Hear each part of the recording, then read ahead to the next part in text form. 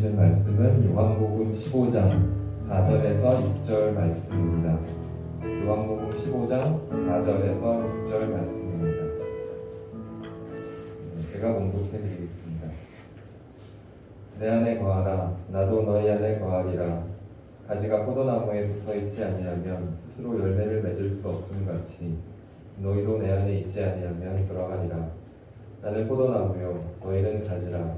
그가 내 안에 내가 그 안에 거하면 사람이 열매를 많이 맺나니 나를 떠나서는 너희가 아무것도 할 수 없습니다.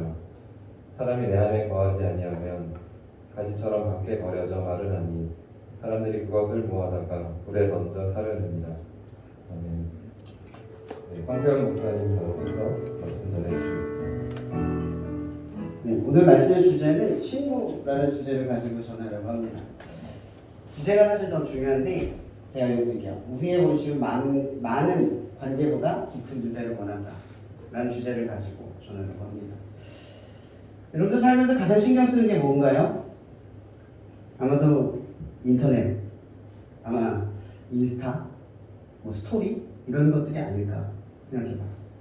괜히 사람들과의 어떤 친밀과 유대감도 없는 그 공간 속에서 사람들이 얼마나 나한테 관심을 갖느냐에 따라 우리의 행복의 질이 결정되는 우리의 상태를 경험한 적이 있으실 거예요. 아, 오늘따라 나한테 관심이 없네? 얘는 나한테 관심이 없네? 그럼 문득 그런 생각 해보지 않습니까? 보통 우리가 인스타, SNS, 스토리 이런 것들로 많은 사람들과 관계를 맺고 있지만 과연 그 사람들과 우리들에게 직접적인 어떤 연관관계가 있을까 생각해 본 적 있으세요? 사실상 우리의 삶의 많은 일상들 속에서 이 인스타 혹은 이 SNS에서 접하는 수많은 사람들은 사실 우리의 일상에 아무런 영향을 주지 않아요. 근데 그럼에도 불구하고 우리는 그 인스타 혹은 이 스토리, 이 SNS 상에서 맺고 있는 수많은 사람들의 관심이 우리들이 잘 살고 있는가, 나는 잘 살고 있는가의 질로 결정될 때가 많다라는 거예요. 그러면 이렇게 질문해 볼 필요가 있어요. 우리는 왜 인기를 쫓는가? 왜 우리는 깊은 유대감보다 많은 사람들의 관심을 더 원하는가? 생각해 볼 필요가 있습니다. 왜냐하면 예수님께서는 우리가 잘 알다시피 사람들의 관심이 아니라 깊은 유대를 더 쫓으셨기 때문입니다. 여러분, 예수님의 사역의 방식은 오병이어의 수천 명이 되는 사람들을 하나님의 사람으로 만드는 것이 있는 게 아니라 12명의 제자가 완벽히 하나님의 자녀로 제자로서 거듭나는 게 예수님의 가장 큰 목적이었어요. 근데 우리는 이 사역의 방향 혹은 삶의 모든 질들이 이 깊이보다는 양에 더 관심이 많은 우리들의 상태를 본다라는 거죠. 적어도 우리가 질문해 볼 것은 이거예요. 여러분들은 누구입니까? 세상 사람들과 다른 거죠. 제가 오늘 하루 종일 예배를 드리면서 했던 기도가 있었어요. 그게 뭐냐면, 여러분, 거룩하다. 거룩하다라는 뜻은 구별된다라는 뜻이에요. 무엇으로부터 구별됩니까? 우리의 기준은, 우리를 구별하게 만드는 기준이 뭡니까? 세상보다 조금 나은 겁니까? 아니면 세상보다 조금 더 잘 사는 게 여러분들의 거룩함입니다. 여러분, 적어도 성경에서 말하는 거룩함은요, 세상이 기준이 아닙니다. 세상 사람들보다 조금 더 나은 도덕적 양심, 아니면 조금 더 나은 관용과 용서, 자비, 사랑, 이걸 말하는 게 아니죠. 복음에서 말하는 그 구별, 특별함이라고 하는 것은 오직 말씀이라고 하는 절대치의 기준을 따라요. 그래서 여러분의 상대는 세상이 아니라 말씀이라는 거예요. 마찬가지로 우리의 가치관, 여러분들의 가치관이 얼마나 변화했는지 우리가 생각해 볼 필요가 있다는 거예요. 여러분은 세상을 견주고 살아가는 게 아니라서 세상보다 조금 나아지기 위해 세상을 목표로 두고 세상을 배우는 게 아니라는 거예요. 제가 말하고 싶은 것은 우리는 전혀 다른 가치관과 전혀 다른 의미와 전혀 다른 목적을 가진 사람들이라는 거죠. 근데 여러분, 우리 구별됐습니까? 여러분들은 거룩합니다. 왜냐? 우리는 질문해 볼 필요가 있다는 거죠. 많은 청년들이 인기를 쫓잖아요. 팔로워의 수에 따라 그 사람의 영향력과 질을 결정하잖아요. 그렇게 생각하고 있지 않으세요? 나는 안 그렇고 있다고 하지만 우리는 그 사람들을 부러워하고 그렇지 못함을 동경하고 그렇게 되기를 소망하고 있지 않냐라는 거. 그럼 전 두 번째 질문을 던져보고 싶어요. 여러분, 원하는 대로 살아가는 인생이 행복합니까? 요즘은 루틴, 워라밸, 삶의 계획을 이루어가고 그 목적을 이루어가는 것들이 굉장히 중요한 시대가 됐어요. 그러다 보니까 우리는 삶의 틀에 조금도 비껴나지 않으려고 굉장히 노력하고 살아요. 그 목적을 지키려고. 그럼 제가 예전에 교육전도사 목회를 세월할 때 저는 제가 하나님을 잘 믿고 있다고 생각했던 때가 가장 자비가 없고 용서가 없고 율법적이고 딱딱하고 강팍하다라는 사실을 경험을 했어요. 왜냐? 저는 말씀을 지키는 게 중요하다고 생각해서 말씀만 지키다 보니까 사람들과 대립하기 시작했어요. 왜 대립했냐? 내가 하나님의 일을 하고 있는데 나의 집중을 흐트러뜨리고 내가 말씀을 읽고 있는데 나를 방해하는 모든 세력을 적으로 금욕했거든요. 그러다 보니까 내 안에 있었던 가장 큰 충돌은 내가 지금 하나님을 위해 살고 있는 것일까? 라는 질문에 답하기가 참 어려웠다는 생각을 해봅니다. 여러분, 원하는 대로 사는 것이 성경이 말하는 행복일까요? 전혀 그렇지 않아요. 만약 그런 게 행복이라면 우리는 예수 그리스도를 쫓고 있다고 말하기가 어려워요. 여러분, 예수님께서는 고난의 장, 즉 피하려고 했던 것을 넘어서 원치 않은 길을 가셨다라고 성경은 말하고 있는 거예요. 그래서 그걸 우리는 뭐라고 말하면 순종이라고 하는 거죠. 여러분, 엄연히 말하면 순종도 복종이에요. 왜? 내가 힘들고 피하고 싶은 그 길을 가는 것이 순종인 거잖아요. 여러분, 누구나 할 수 있는 걸 누가 순종이라고 말합니까? 내가 하나님을 따를 수 있는 은혜가 충만한 상태에서 하나님을 위해 사는 게 어떻게 순종이라고 말할 수 있죠? 그러고 싶지 않은데, 그게 안 되는데, 힘들 걸 아는데, 아픈데, 내가 지쳤는데 하나님을 위해서 합니다. 이게 순종이죠. 그래서 우리는 생각해 볼 필요가 있다는 거죠. 원하는 대로 사는 것이 행복이 아니라는 거예요. 그리스도인들의 행복이라는 것은 내가 뭘 하느냐에 있는 게 아니라 뭘 소망하느냐에 있는 거예요. 무엇을 바라고 이 행동을 하느냐에 관점이 있다는 거죠. 인기를 쫓는 게 바로 그 관점이라는 거죠. 우린 질문해 봐야 돼요. 왜 인기를 쫓는가? 목적도 이유도 없어요. 왜냐? 세상 사람들보다 조금 더 관심 갖고 싶은 거죠. 세상 사람들보다 그게 좀 더 낫다고 생각이 드는 거예요. 그게 여러분들의 가치가 아니라면 우리는 바뀌지 않는 거예요. 여전히 우리는 깊이보다는 양과 숫자에 관심이 많아요.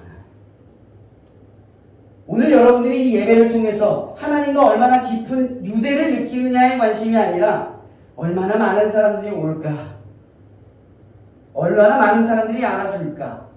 거기에 관심이 가면 우리는 전혀 바뀌지 않는 상태에서 하나님을 바라보고 있는지 모른다라는 거예요. 여러분, 오늘 말씀의 본문 4절의 이야기에서 이렇게 말하죠. 너희가 내 안에 거하며.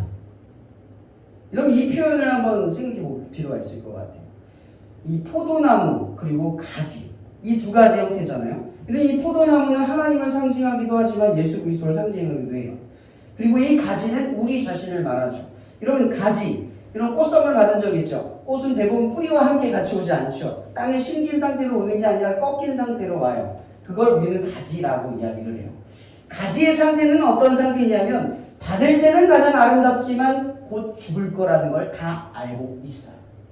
그러니까 우리를 가지라고 바라본다는 말은 우리는 언제든지 죽을 수 있는 상태, 하나님 앞에 생명력을 갖지 못한 상태라는 거죠. 그러니 생명은 어디에 있다? 이 포도나무이신 하나님 나무에 접할 때만 생명력이 있다라는 거예요. 그러니까 이 이야기의 핵심은 그분 안에 거하는 게 생명력이라는 거예요. 근데 왜 수많은 표현 중에 그분 안이라고 이야기했어요? 안. 그분 안이래요. 그분 바깥에 살짝 붙는 게 아니라요. 그분 옆에 살짝 붙는 게 아니라 멀찌감이 붙이는 게 아니라 그분 안에 붙어야 된대요. 왜 아닐까? 저는 여기에 관점을 두고 싶어요. 여러분, 요즘의 교회들이 부흥을 주장을 하면 많은 사람들, 큰 이벤트를 떠올리기 쉬운데 생각해보면 교회가 쇠락의 길을 걷게 된 것은 교회의 공동체 간의 혹은 사람과 사람 간의 깊은 유대보다 예배를 위해 모이는 미션과 수행 그리고 교회의 규모와 크기를 통해서 얻어지는 아주 얄팍한 유대감에 만족하기 때문이라는 거죠. 간혹 교회를 자랑하는 분들 중에 실제로 교회의 규모와 크기, 사람들의 수를 마치 자기의 신앙처럼 여기는 자기화를 경험하기도 합니다.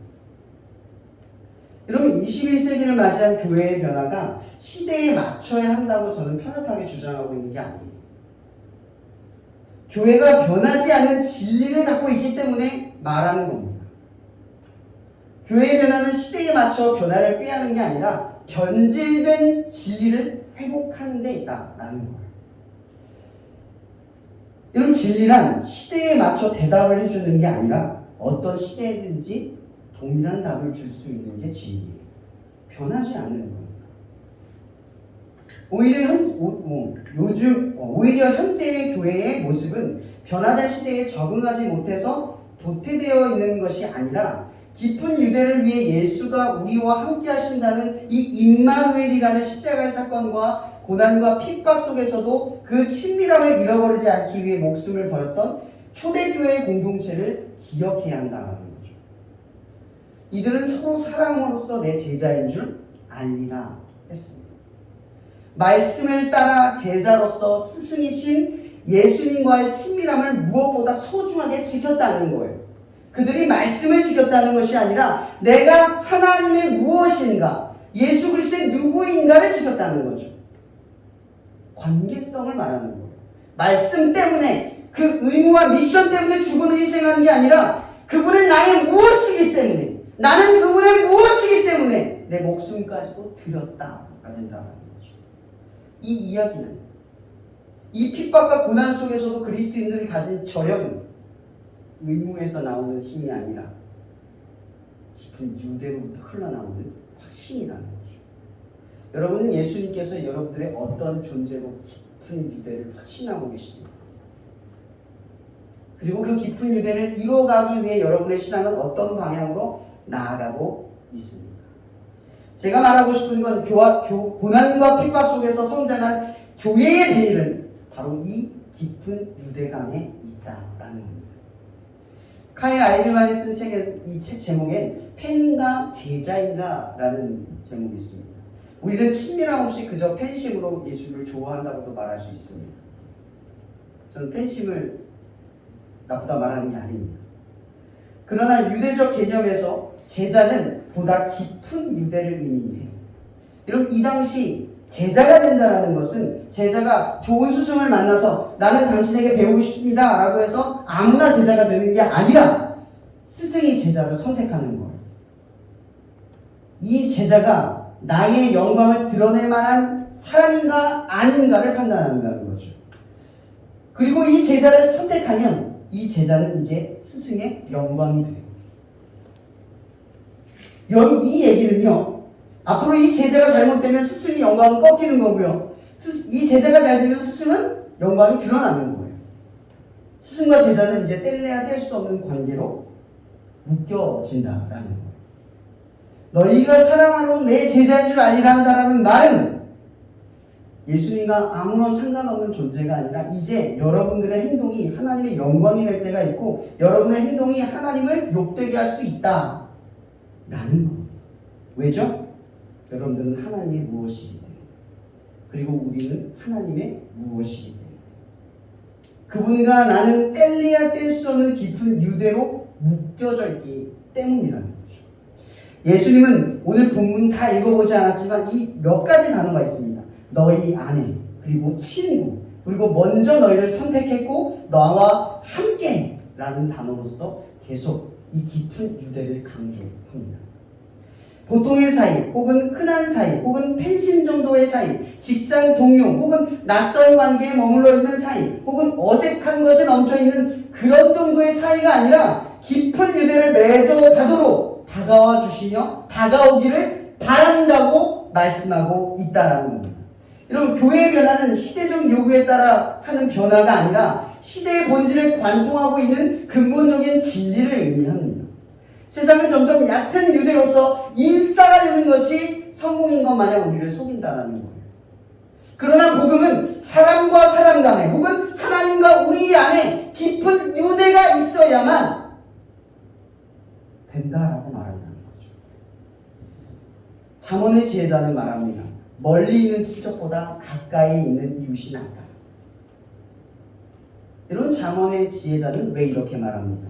인생의 행복과 성공은 깊은 유대로서 사람들과 나눔이 있을 때만 누릴 수 있다는 거예요. 그리고 왜 연예인들이 그렇게 인기가 많고 그렇게 유명해지고도 공허함과 허탈함 속에서 자살을 선택하고 그렇게 어렵게 살아갈까요? 왜 집에 박혀서 나오지도 못하고 살아갈까요? 그것은 우리가 헛되게 삼아하는 이 얇은 유대감 때문이라는 거죠. 그럼 인기는 아주 얄팍한 유대예요. 그런 유대감은 우리를 살릴 수가 없다라는 거죠. 그래서 잠언의 이 지혜자는 우리에게 말하는 거예요. 멀리 있는 사람들의 인기가 아니라 가까이 있는 사람들의 깊은 유대가 우리를 살린다는 거죠. 그래서 하나님께서는 이 예수 그리스도를 이 땅에 우리 가운데 보내셔서 임마누엘, 하나님이 우리와 함께 하신다. 정확하게 말합니다. 그분이 우리와 함께 하기 위해서 이 땅에 오셨어요. 우리 안에, 우리가 그 안에 거하기 위해 이 땅에 오셨다. 그런데 우리는 이 깊은 유대감을 원하지도 바라지도 추구하지도 않고 그냥 얕은 믿음으로 하나님을 선택하고 따라가려고 한다는 거죠. 그리고 예수님은 그런 자들에게 말합니다. 재물이냐 하나님이냐. 여러분, 여기서 말하는 재물은 세상의 모든 것들을 의미하고요. 하나님은 딱 하나님만을 의미한다는 거죠. 여러분, 요즘은 그 취미생활도 오타쿠적으로 하나의 취미에 빠져드는 사람들을 우리는 질타하지 않고 개성이 있다고 말합니다. 왜 줄 아세요? 전문성은 한 곳에 파고들 때만 인정받으니까. 우리가 전문성조차도 이렇게 한 곳에 파고들 때 그 효과를 발휘하는 것처럼 하나님과의 관계도 세상의 어떤 것들과 여러 개와 관계하고 나서야 하나님을 붙드는 그 믿음은 아무것도 아니겠다는 거죠. 그래서 예수님은 단도직입적으로 여러분들에게 말하는 겁니다. 재물이든 하나님이든 하나의 깊은 유대를 가져라. 네가 세상의 어떤 것과 어울리면서 하나님과도 깊어지기를 바라는 것은 허무하고 헛된 일이라는 거죠. 왜 하나님께서, 예수님께서 이런 극단적인 질문을 우리에게 했습니까? 우리는 생각해봐야 한다는 거죠. 유대감이란 하나만 일어나는 현상이에요. 이러면 우리가 결혼을 하고 연애를 하고 사랑을 할 때 우리가 진정한 사랑이라고 부르는 것은 한 사람과 두 사람, 한 사람과 세 사람의 사랑을 의미하는 게 아닙니다. 우리는 다 알고 있어요. 진짜 사랑은 하나와 하나가 만나서 그 하나를 전부처럼 여기거나 오직 하나로 여길 때 진정한 사랑이라고 이야기를 합니다. 왜일까요? 바로 이 하나의 깊은 유대를 가질 때 우리는 사랑이라고 표현할 수 있다라는 겁니다. 그런데 우리는 이 사랑이신 하나님이 예수 그리스도를 이 땅에 보내셔서 우리와 깊은 유대를 요구하시기 위해 또 그것을 바라기 위해 자기 아들을 죽이시면서까지도 원하셨던 그 깊은 유대 속에 우리는 아무런 관심도 갖지 않는다는 거죠. 그저 종교처럼 아주 얕은 유대감으로서 예수님과 관계하고 예수님께 복을 받기만을 바라는 그 정도의 상태로 우리가 주님을 쫓는 것은 아닌지 생각을 해보아야 한다라는 겁니다. 또한 깊은 유대는 대체할 수 없는 관계여야만 합니다. 연인이든 가족이든 친구이든 깊은 유대는 그 사람이 아니면 안 되는 것이어야만 한다는 거죠. 하나님은 우리를 위해 예수님을 보내셨고 예수님은 우리를 위해 자기의 생명을 주셨습니다. 오직 함께 하기 위해 혹은 함께 하심을 알려주시기 위해 성령을 이 땅 가운데 보내셨습니다. 우리가 힘들고 지칠 때마다 성경은 우리가 하나님과 함께 하고 있고 너희가 하나님과 함께 하지만 안 된다는 것을 얘기한다라는 거죠. 하나님에게 우리는 대체할 수 없는 존재로 어떤 것보다 깊은 유대를 소망하는 존재입니다. 우리는 하나님의 자녀이며 예수님의 제자이고 예수님의 친구로서 무엇보다 특별한 관계를 명령받았습니다. 결론 내겠습니다. 하나님의 자녀는 진실하며 거짓이 없는 깊은 유대를 추구하는 자들입니다. 우리는 그 어떤 것으로 대체할 수 없는 깊은 유대로서 하나님의 나라를 확장시킵니다. 이것이 시대를 관통하는 진리입니다. 복음은 이 시대를 살리는 유일한 대안이자 오직 하나뿐인 대안입니다. 어떠한 위협에도 그리스도인이 복음의 진리를 전할 수 있는 분명한 목적이자 확신이죠. 우리는 많은 사람들과의 관계에서 인싸가 되는 것보다 더 중요한 목적을 압니다. 그것은 무엇보다 하나님과의 깊은 유대를 쌓아가는 것입니다. 그리고 이것을 통해 어떤 사람에게든지 깊은 유대로 나아간다라는 겁니다. 그래서 세상 사람들은 우리를 진실된 자라고 이야기합니다. 그저 스쳐 지나갈 사람처럼 대하지 않고 오늘 보고 내일 무관심할 대상으로 바라보지 않고 그저 스쳐 지나갈지라도 하나님과의 관계 속에서 그 사람을 바라보며 진실하고 정의로우며 정직한 마음으로 그 사람과 깊은 유대를 합니다. 우리는 길가에 벌어진 사마리아인의 비유를 알고 있습니다.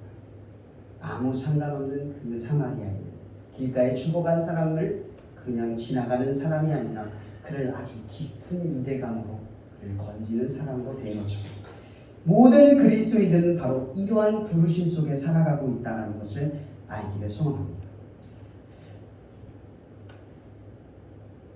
말씀은 항상 우리가 받고 있는 위협에 대해 질문합니다. 재물인가? 하나님입니까? 저는 오늘 이 말씀의 주제에 맞춰 이런 질문을 받고 싶습니다. 더 깊은 유대로 나아갈 것인가? 아니면 얕은 유대감으로 만족할 것인가? 우리는 어떤 것을 선택하든 하나님의 깊은 유대를 맺어갈 기회를 잃어버리고 있다는 사실을 기억해야 합니다. 또한 우리의 삶에 중요한 것은 중요한 사람들에게 대해서도 우리는 이 깊은 유대감의 기회들을 잃고 살아간다는 것을 깨달아야 합니다. 여러분들은 진실한 그리스도인들이 되어야 합니다. 얕은 유대감에 관심을 버리고 깊은 유대감 속에서 하나님과 누리며 사람들과 누릴 줄 아는 이 지혜가 이 시대의 우리에게 필요한 줄 믿습니다. 말씀 마치겠습니다. 기도하겠습니다. 사랑해 주님 감사합니다. 오늘 이렇게 대전에서 우리의 예배를 함께 드려지고 이 청년들을 더 섬기기 위해 이 귀한 발걸음을 우리 가운데 허락해 주셔서 감사하고 하나님 이 발걸음이 그저 얕은 그런 정도의 관계가 아니라 하나님의 깊은 유대감 속에 이 춘주시 땅을 섬기고 이 캠퍼스 처치를 섬기며 하나님의 나라야 하나님의 자녀답게 아버지 이 나라가 이곳에서 확장되어져 감을 우리가 고백하게 됩니다. 이 모든 수고로운 손길들을 기억하시고 오늘 이 함께한 이들이 모두가 하나님의 자녀로서 이 자리에 나오게 하신 것을 우리가 기억하기를 원합니다. 또한 우리가 말씀으로 살아가며 이 땅 가운데 보내지게 될 텐데 그저 스치는 수많은 사람들을 얕은 유대감 속에 만족하는 그런 종류의 삶이 아니라 모든 이들을 하나님과의 깊은 유대감 속에서 사람들 간에서도 그런 진실한 자들로 섬김을 할 수 있는 당신의 자녀들 될 수 있도록 우리를 축복하여 주시옵소서. 모든 것에 감사하며 살아계신 예수 그리스도 이름으로 기도합니다.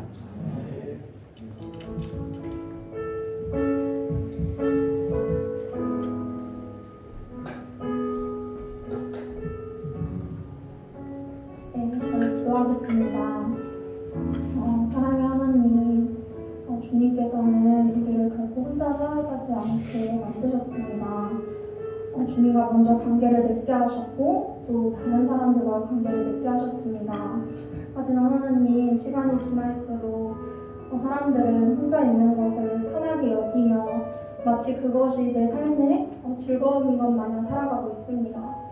그렇기에 더욱더 주님을 찾지 않고 또한 다른 사람과의 관계를 맺는 것을 힘들어하기도 합니다. 하나님, 그들에게 우리가 먼저 다가가기 원합니다. 주님께서 우리 삶에 찾아와 주신 것처럼 그들의 삶에 우리가 함께 다가가며 그들의 삶에 동참하며 그들이 주님을 믿을 때까지 그 믿음의 여정을 함께하는 그런 우리가 되게 하여 주시옵소서. 아버지, 그것을 통하여서 그들의 마음의 공허함이 주님으로 채워지기 원합니다. 아버지, 사람들이 주님을 알지 못하기에 자신들의 방법으로 또한 썩어 없어질 것들로 그것들을 채우고 있습니다. 하지만 그것들이 온전히 채워지지 못하기에 사람들은 계속해서 더욱더 큰 자극과 죄를 지으며 살아가고 있습니다. 하나님, 그들을 불쌍히 여겨주셔서 우리가 그들에게 정말 예수 그리스도를 전할 때에 그들의 영적인 갈급함이 채워지고 그들이 주님을 진정성 있게 만나게 하여 주시옵소서. 아버지, 그것을 위해 나아가며 또한 그것을 위해 애쓰는 우리가 되기 원합니다. 주님, 그저 우리가 좋아하는 사람, 나와 마음이 맞는 사람과 관계를 맺는 것이 아니라 내가 다가갈 수 없는 사람, 다가가고 싶지 않은 사람에게도 나아가게 하여 주시옵소서. 우리 마음에 있는 장벽을 주님께서 무너뜨려 주시고 더욱더 주님 안에서 진실된 관계를 쌓아가는 우리가 되게 하여 주시옵소서.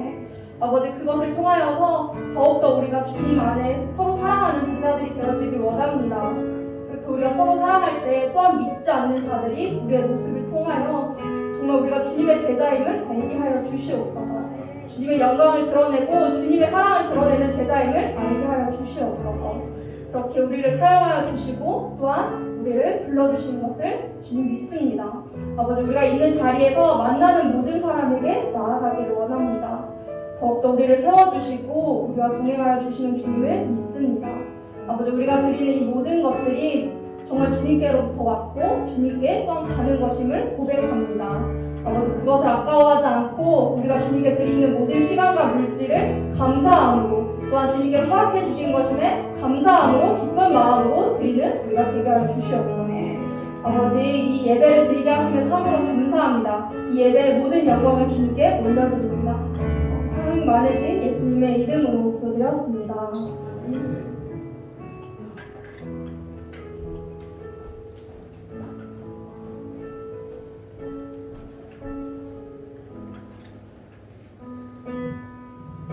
광고 시간입니다. 오늘 예배 참여하신 모든 분들을 환영하고 축복합니다. 오늘 찬양 팀들이 되게 많았었는데요. 그 찬양 팀으로 이제 섬겨주신 분들을 소개드리겠습니다. 대전 지역에서 찬양으로 청년들 예배를 드리고 계시는 다이브 선데이 예배 공동체에서 오늘 찬양팀으로 섬겨주셨습니다. 잠깐 일어나 주시면 박수로 환영하겠습니다. 감사합니다.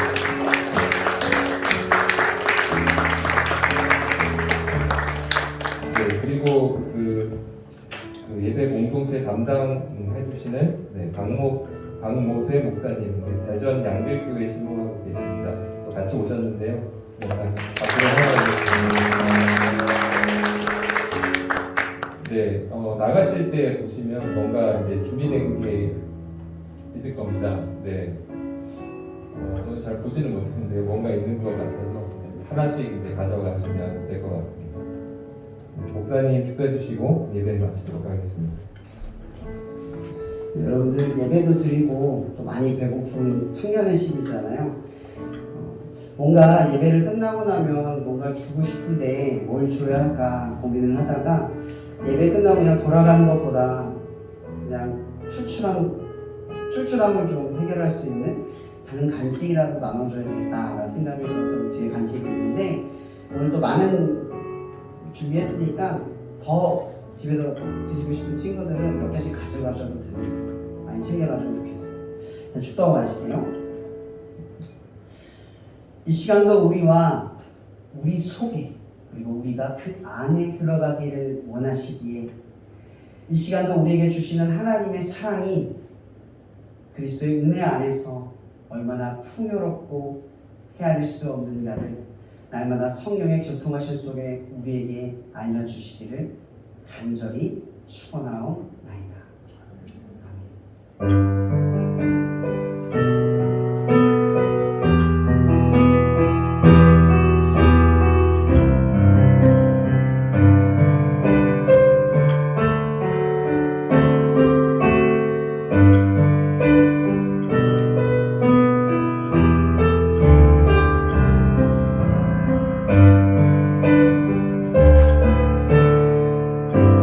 이것으로 오늘 예배를 마치도록 하겠습니다. 이제 다음 주부터 이제 시험 기간이시잖아요. 다음 주에는 우리 시험 기간에 있는 친구들 위해서 더 든든한 간식을 준비해 드리도록 하겠습니다. 많은 친구들 초대해 주시고 같이 와주시면 좋을 것 같습니다. 이것으로 오늘 예배를 마치도록 하겠습니다.